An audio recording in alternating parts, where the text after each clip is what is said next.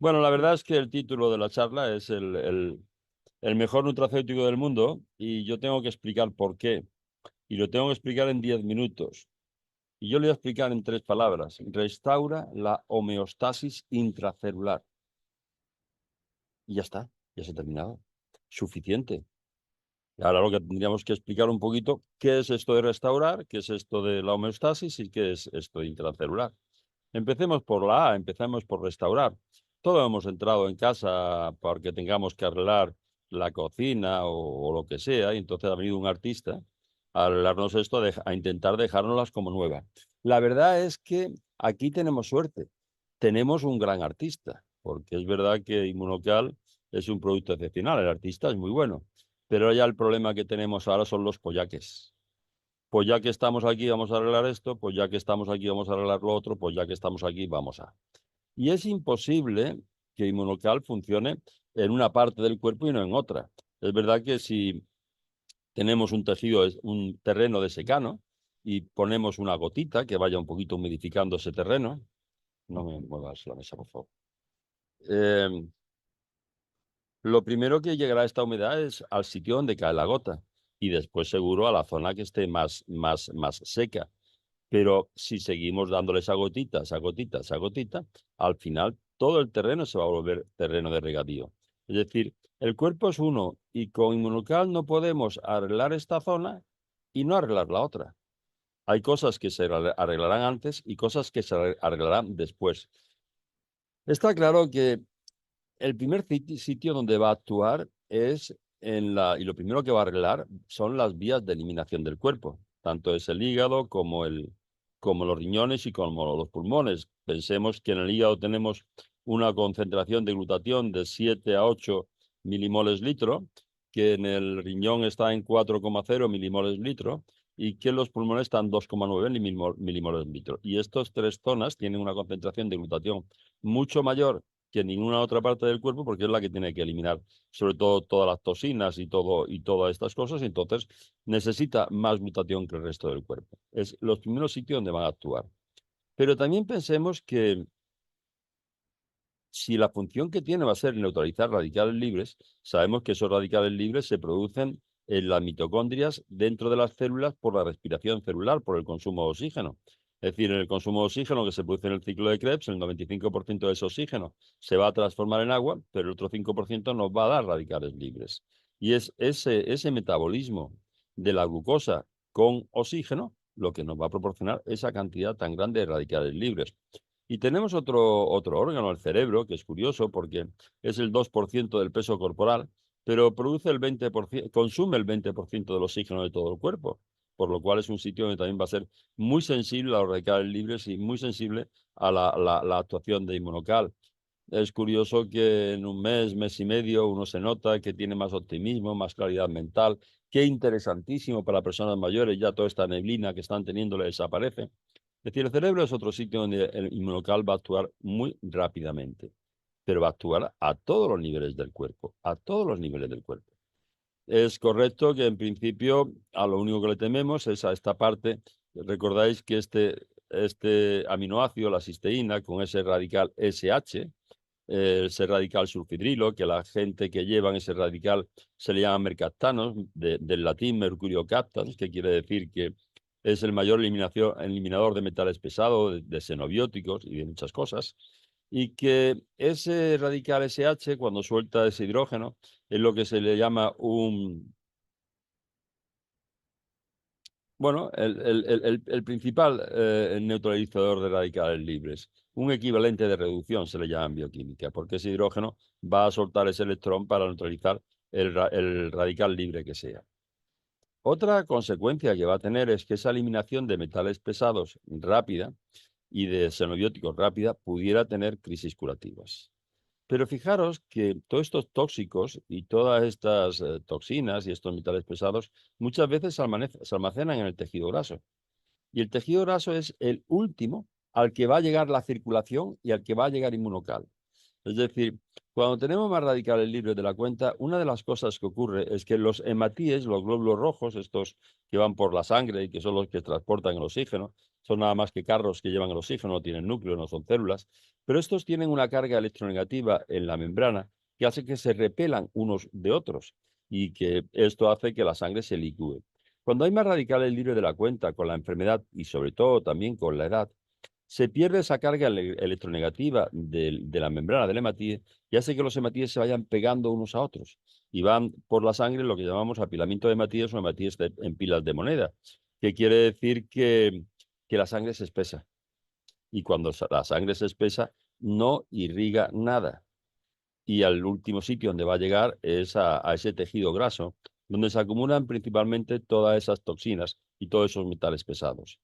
Cuando conseguimos que esta circulación llegue hasta el tejido graso, entonces vuelven a liberarse todos esto y por eso podemos tener crisis curativas tardías. Oye, llevo 2 meses tomándolo y ahora resulta que me ha entrado esto, me ha entrado lo otro. O llevo 3 meses tomándolo, claro, ahora ha llegado este producto hasta donde están retenidas esas toxinas, que es en el tejido graso, porque antes la circulación no llegaba a ese nivel. Es decir, el tema de la restauración o de esta casa que es nuestro cuerpo, tenemos una ventaja muy grande y es que ha venido a casa un buen artista. Nos va a arreglar todo. Pero ya que está aquí, no va a parar. Y cuando uno empieza a tomarlo, al mes dice, oye, esto es bueno. Y a los 2 meses dice, esto es mejor. Y a los 3 meses dice, joder, qué bueno es. Y al año y a los 2 años no te quiero ni contar. Y a los 3 años estás mejor todavía. Aparte de que te va a arreglar un poquito por dentro y por fuera. Es decir, que no olvidemos las aplicaciones tópicas. Y las aplicaciones tópicas de la crema esta son una maravilla y son una maravilla a nivel de úlceras varicosas, de heridas, de quemaduras, de hemorroides, de fisuras anales, de fístulas, de onicomicosis, de uñas negras, de carcinomas epidermoides, de todo lo que se os ocurra a nivel de piel, a nivel de arrugas, a nivel de lo que queráis. Fijaros, vamos a hacer una cosita. Os voy a enseñar algo que lo sacaré dentro de 3 meses, pero ya que me han dado 2 o 3 minutillos de más, digo, mira, os voy a enseñar algo. Y es, a ver si lo encuentro por aquí. Sí, yo creo que se va a ver y a lo mejor os gusta. Y es que a mí me tiene un poquito sorprendido. Veréis, mire. Veréis, esto soy yo el 15 del 6 del 24, el 15 de junio. Se ve claro cómo era el 15 de junio, ¿no? Dije, bueno, como no pierdo nada, voy a probar. Y voy a ponerme un poquito de Inmunocal del mismo batido que me tomo por la mañana, voy a ponérmelo en el cuero cabelludo, sí. Os voy a enseñar cómo 2 meses después, el 20 de agosto del 24. Va mejor. Voy a esperar 3 meses. A los 3 meses sacaré otra foto y ya lo publicaré.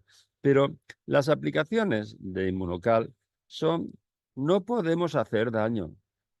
No tenemos dosis tóxica, no tenemos efectos secundarios. Bienvenido sea. Todo lo que se os ocurra vale. Bien. Vamos a correr porque ya hemos gastado un poquito lo que teníamos que decir de la primera palabra, de restaurar. Nos va a restaurar la casa entera y el cuerpo entero, poquito a poco. Unas cosas vendrán antes. Lo primero, detoxificación hepática, recuperación renal. Qué bueno es a nivel renal, pulmonar y a nivel de cerebros, psicosis, depresiones, ansiedad. Para todo esto nos va a venir fenomenal. Algo que también me apetece muchísimo comentar, y es que los productos naturales, en los fármacos, estamos acostumbrados a ver incompatibilidades, dosis tóxicas, efectos secundarios. En los productos naturales, no. En los productos naturales, si un día tomo más higos de la cuenta, lo más que me puede pasar es que tenga una diarrea. Pero me puedo llevar una semana tomando solamente naranjas o 10 días tomando solamente uvas y no pasa nada. No. También quiero comentar en que esto y en esta enfermedad y en esta otra enfermedad, que no, que, que no hay enfermedad, que hay enfermo, que somos todos diferentes. Unos se tiran más tiempo y otros se tiran menos tiempo. Unos se tiran más dosis y otros se tiran menos dosis. A mí me parece lógico pensar que un sobrecito sería para niños y mascotas y que a partir de los adultos que menos que un batido al día de 2 sobrecitos y un booster y con enfermedad serían 4 y con enfermedad grave 6.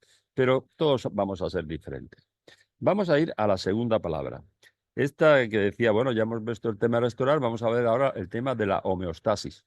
Un poquito la más complicadilla, bueno, y la más bonita, porque homeostasis viene del griego, homeos, que es igual o similar y estasis estado, estado igual o similar. Es un término que acuña Walter Cannon, un fisiólogo americano en el 26, pero él lo explica que es refiriéndose a lo que allí ha explicado ya Claude Bernard en la segunda mitad del siglo XIX. Claude Bernard, os acordáis que era el catedrático de fisiología en Francia en aquella época y que es el autor de la teoría del terreno y del medio interior. Él nos decía que ese medio interno es constante y es lo que hace a los organismos libres e independientes. Es decir, fuera de tu cuerpo puede cambiar la temperatura, la concentración de oxígeno a nivel del mar o de la montaña, la presión que soportas, todo. Pero dentro del cuerpo tienes un estado que siempre va a ser igual. Y toda la vida y todo se va a hacer normalmente entre 36 y 37 grados de temperatura, con una presión de oxígeno X a nivel sanguíneo, con una presión arterial, con una concentración de glucosa, etcétera, etcétera, etcétera. Y ese estado es siempre inalterable en comparación con el exterior. Pero esto lo fue llevando hasta, él nos decía como natural que ese estado es el que condicionaba toda la vida que se producía dentro del cuerpo y también a nivel de indudante de microorganismos. De hecho, pues sabéis que Claude Bernard estuvo toda su vida peleando con Louis Pasteur porque la teoría microbiana de Louis Pasteur él decía que no era posible. El autor de la teoría del terreno quería decir simplemente que él nos decía que era ese terreno el que condicionaba los microbios que existían, que nunca íbamos a encontrar leones en el Polo Norte. En el Polo Norte íbamos a encontrar osos y focas. Y si llegara allí la sabana africana, con esto del cambio climático y hubiera un nuevo terreno, llegarían los animales que viven en la sabana africana. Ya habría cebras, jirafas y leones. Pero no llegarían primero la cebra y la jirafa, primero llegaría la sabana africana. Y después llegarían los animales que viven en esas condiciones. Pues igual le pasaba un poquito cuando hablaba de los microbios, decía que los microbios eran consecuencia de la alteración del terreno. Primero se alteraba el terreno y después venían los microbios. Hay algo que interesante de Claude Bernard y es que es el primero que nos habla del pH. El pH nos decía que era la clave para la salud. Y es interesante porque lo que ocurre es que en aquella época solamente se sabían que había soluciones ácidas, muy ácidas, neutras, alcalinas y muy alcalinas, pero no se conocía nada más sobre el pH. Tienen que pasarse 30 años para que veremos ya después lo que pasa con Sorensen, con Peter Laurie Sorensen en la cervecería Caro. Ya hablaremos de él. Hay en esa época de la segunda mitad del siglo XIX un médico alemán también muy interesante, Rudolf Virchow, que se le considera el padre de la patología general y que intervino entre esta discusión entre Bernard y Pasteur. Él decía que no parecía ser que los microbios fueran los causantes del tejido enfermo, sino que buscaban el tejido enfermo como su hábitat natural. Primero se altera el terreno y después vienen los animales que viven en ese terreno alterado. Parece ser que al final, en el hecho de muerte, ya Louis Pasteur le dio la razón a Claude Bernard y dijo que el terreno lo era todo, el microbio no era nada, es decir, necesita ese terreno alterado para. De hecho, ya os comento que hasta que no muere Claude Bernard, Louis Pasteur no entra en la Academia de la Ciencia de Francia desde 1881 con su teoría germinal de las enfermedades infecciosas. Decía Rudolf Virchow que esto de los microbios eran como los mosquitos que necesitaban el agua estancada y putrefacta, pero no eran los causantes del agua estancada y putrefacta. Primero se altera el medio. Lo interesante de Rudolf Virchow es que era el autor de la teoría celular. Él decía que las enfermedades, que muy bien, pero que se producían en las células, dentro de las células. Y que ese equilibrio del que hablaba Claude Bernard, esa homeostasis, donde tenía que producirse era dentro de la célula. Y lleva razón porque en las células, todo lo que hay en el cuerpo se fabrica dentro de las células. Y después actuará en las células o fuera de las células, pero se fabrica dentro de las células. Lleva razón. Qué curioso que tienen que pasar 30 años para que en 1909 Peter Laurie Sorensen descubra un poquito este tema o nos dé una definición un poquito de lo que era el pH. En las cervecerías Carver está investigando y él al final nos define el pH como el inverso en base de 10 de la concentración de iones hidrógeno. Lo que ocurre es decir, como es el inverso al final, al final depende nada más que de la concentración de hidrogeniones, de H positivos. Lo que ocurre es que si hay muchos, como es el inverso, tendremos un pH bajo, muy ácido. Y si hay pocos, tendremos un pH alto, porque es el inverso, sería alcalino. Pero al final depende nada más que de la concentración de hidrogeniones. Y qué curioso que cuando empiezan después a crearse en 1910-20 estos papelitos de tornasol y todos estos líquidos para ver un poquito el pH de las diferentes sustancias, dentro de las células se encuentra que hay un pH de 7,0, completamente neutro. Y fuera de la célula es 7,2 a 7,4. Y ese pH se altera. Por ejemplo, si tenemos dentro de la célula un 7,0 de pH y fuera un 7,2 a 7,4, el pH de la célula, aunque es neutro, sería ácido en comparación con el exterior de la célula, que sería alcalino. En el cáncer y en las enfermedades graves se altera y se vuelve muy ácido el medio externo y se vuelve alcalino el interior de la célula y la célula se dematiza y se hincha. Y todo tiene su porqué. Y lo curioso de esto es que en las soluciones acuosas, y el cuerpo es una solución acuosa, la cantidad de hidrogeniones que hay siempre viene por la disociación de la molécula de agua. Esa molécula de agua, que es H2O, se va a disociar en un hidroxilo, un OH negativo, y en un hidrogenión, un H positivo. Tiene que pasar unos cuantos años para que en 1954 Rebecca Hersman nos saque un poquito la teoría de los radicales libres del envenenamiento por el oxígeno y la radiación X. Y ella, bien, empieza a investigar un poquito los gases en sangre, en aviadores que estaban un poquito por ahí arriba, y se encuentran que hay especies reactivas del oxígeno que aumentan cuando hay enfermedad y aumentan con el envejecimiento. Y saca la teoría de Hersman de los radicales libres, que el problema que hay es que se ha comprobado que es cierto. Es decir, no existe enfermedad que no curse con una alteración de los radicales libres. No existe enfermedad en donde no se haya perdido esa homeostasis en el interior de las células por un aumento de esos radicales libres. Sabéis que los radicales libres hay muchos, pero hay tres que son los primarios, que es el radical hidroxilo o H negativos. Ya hemos comentado por la disociación de la molécula de agua a través también de estos hidrogeniones, hablaremos de ellos otra vez, el anión superóxido y el óxido nítrico. Esos tres radicales son los primarios. Son los primarios y son los que, combinando unos con otros o primarios con secundarios, se producen todos los demás. Y dentro de esos tres radicales primarios, el fundamental, el prioritario, el que condiciona absolutamente todo, el más frecuente, el que altera esa homeostasis intracelular, es el radical oxidrilo, el radical OH negativo. Ese que nos viene por esa disociación de la molécula de agua, por ese que también nos da esos hidrogeniones, esos H positivos que van a alterar ese pH, y que es el primero que va a atacar ese eh, ese SH, ese radical sulfidrilo, ese equivalente de reducción que tenía la cisteína, porque cuando suelta ese hidrógeno se va a mezclar con el radical oxidrilo para provocar agua y para neutralizar esa alteración del medio interno. Realmente no hay un producto que pueda hacer esto hasta ahora. Hasta ahora todos los antioxidantes que teníamos, vitamina C, vitamina E, licopeno, bayas de yo no sé qué, resveratrol, etcétera, etcétera, eran ridículos en comparación con esto. Es decir, por primera vez tenemos un producto realmente eficaz a la hora de alterar la producción de antioxidantes enzimáticos en el interior de la célula. Sabemos que dentro de estos antioxidantes tenemos tres principales, igual que con los radicales libres, que son la superóxido dismutasa, las catrasas, pero muy especialmente el glutatión, es el antioxidante maestro.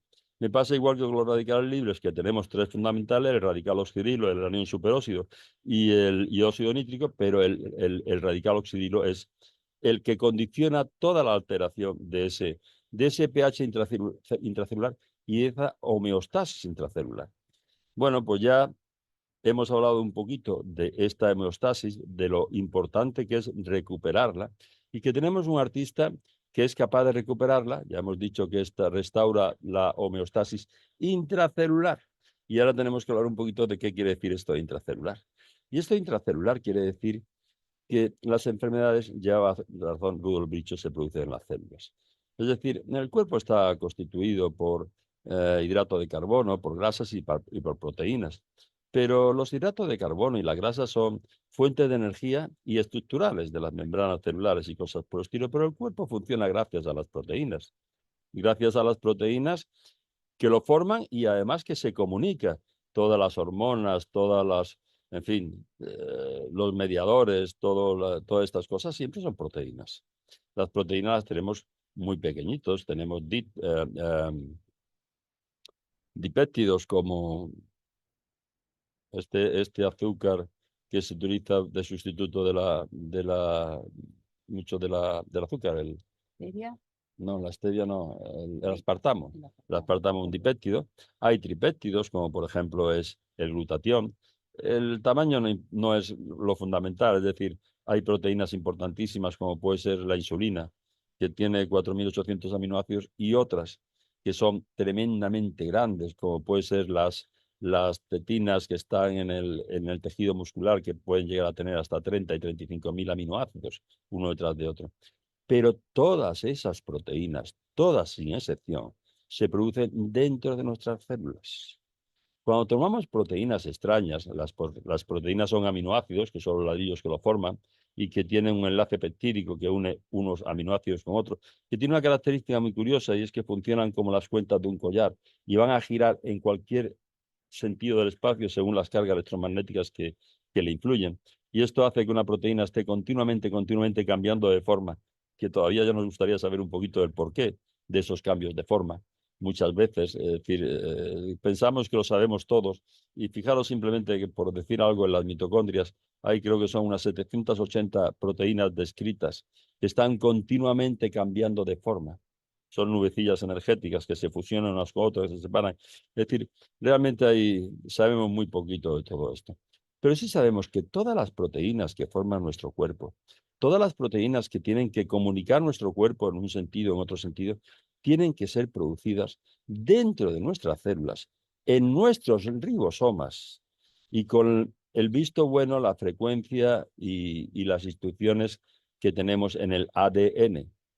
Y que ese ADN que tenemos dentro del núcleo se comunica con los ribosomas a través de unos WhatsApp, de unos telegramas, que es el ARN mensajero, que lo único que hace es transcribir o transmitir esas instrucciones del ADN a los ribosomas para que hagan nuestras proteínas. Tienen que ser nuestras, las tenemos que producir nosotros. No podemos asimilar esas proteínas extrañas. Esas proteínas extrañas que ingerimos, entre ellas podríamos hablar de de glutatión, cuando llegan al estómago se destruyen, y cuando llegan a la sangre, nuestro sistema inmunológico las ataca. Y si tenemos que tolerarlas en algún momento determinado por un trasplante de hígado, un trasplante de riñón, de médula, tenemos que tomar inmunosupresores de por vida para disminuir, y al final los trasplantes siempre terminan rechazándose antes o después. Nuestro sistema inmunológico los echa, y cuando tomamos inmunosupresores podemos retrasar muchas veces, muchos años ese rechazo, pero nuestras proteínas las tenemos que producir nosotros. Y el hecho de que consigamos ese equilibrio dentro de las células quiere decir que todo va a funcionar como Dios manda. Inmunocal no cura, nos curamos nosotros, es nuestro cuerpo el que cura. Pero Inmunocal nos deja, somos nosotros los que hacemos la casa habitable, pero Inmunocal nos deja unas condiciones idóneas para que esa habitabilidad sea la óptima. Nos deja unas condiciones idóneas para que el cuerpo se recupere de todo. Y si ya está recuperado y mantenemos esa homeostasis intracelular, no tendremos que llamar a ningún artista para que repare nada. Todo seguirá funcionando como Dios manda.